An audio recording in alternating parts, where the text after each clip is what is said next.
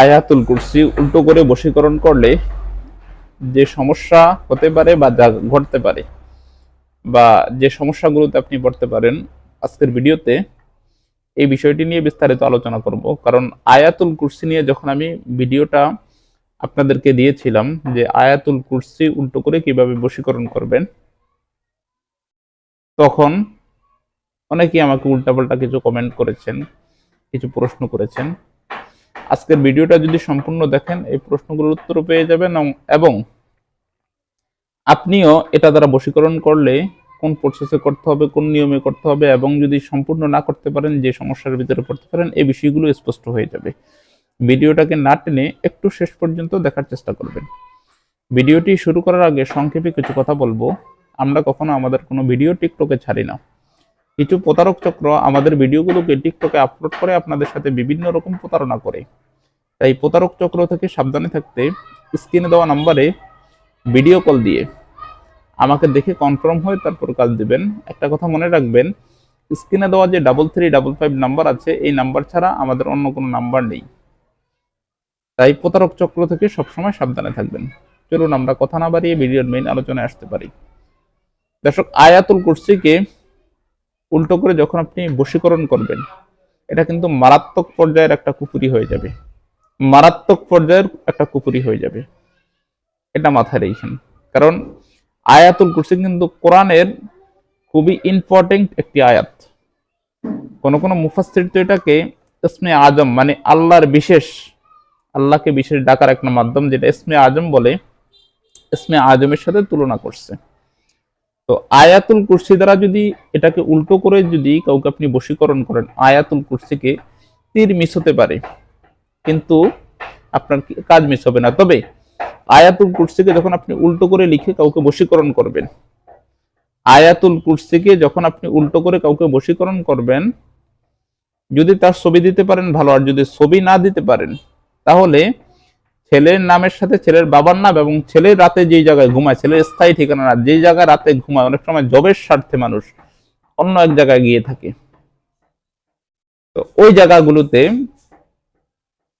ওই জায়গাটা মানে ছেলে যেই জায়গায় ঘুমায়, যে জায়গায় থাকে, ওই জায়গার ঠিকানা এবং মেয়ে যেই জায়গায় থাকে ওই জায়গার ঠিকানা, মানে রাতে যেই জায়গায় থাকে স্থায়ী ঠিকানা, রাতে যেই জায়গায় থাকে ওই জায়গার ঠিকানা, আর মেয়ের নামের সাথে মেয়ের মায়ের নাম, স্থায়ী ঠিকানা মেয়ের নামের সাথে মেয়ের মায়ের নাম, ছেলের নামের সাথে ছেলের বাবার নাম অবশ্যই উল্লেখ করতে হবে। অর্থাৎ টোটকাটার নিচন দিয়ে উল্লেখ করতে হবে। কিভাবে উল্লেখ করবেন, কোন জায়গাটা উল্লেখ করবেন, যে ভিডিওটা আমি দিয়েছি ওই ভিডিওটার লিঙ্ক এই ভিডিওর ডিসক্রিপশন বক্সে আমি দিয়ে দিব আপনাদেরকে। ভিডিওটা সম্পূর্ণ দেখে নেবেন, দেখে নিয়ে ওইভাবে কাজ করবেন।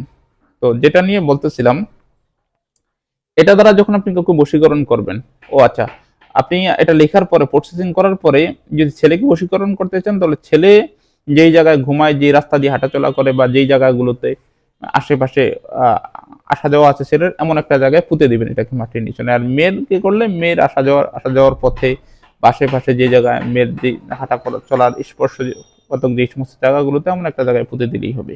আপনার কাছে এতটুকু সমাপ্ত। তো আয়াতুল কুরসি যেহেতু ইম্পর্টেন্ট একটি আয়াত, এটাকে দ্বারা যদি কখন আপনি কুফরি কালাম করবেন, আপনার কাজ কিন্তু মিস হবে না। তবে কোনো মুসলমান যদি করেন তার ঈমান নষ্ট হয়ে যাবে।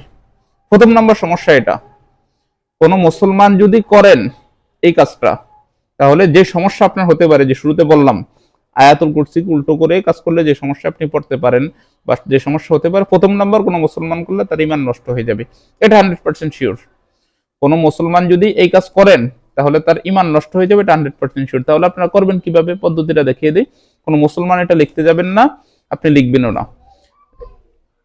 গায়রে মুসলিম অর্থাৎ কোনো হিন্দু, বৌদ্ধ, খ্রিস্টান বা ইহুদি যাদের ভিতরে ঈমান নেই এমন কাউকে দ্বারা লিখাবেন, এমন কাউকে দ্বারা গাড়াবেন। কথা কি ক্লিয়ার, বুঝতে পারছেন? আর যদি আপনারা লিখতে না পারেন তাহলে আমার সাথে যোগাযোগ করবেন স্ক্রিনে দেওয়া নম্বরে, আমি আপনাকে এটা পুচিয়ে দিব। অন্য একটা লোককে দিয়ে আপনি এটা গাড়িয়ে নেবেন, বিদর্ভী একটা লোককে দিয়ে এই প্রসেসে কাজ করবেন।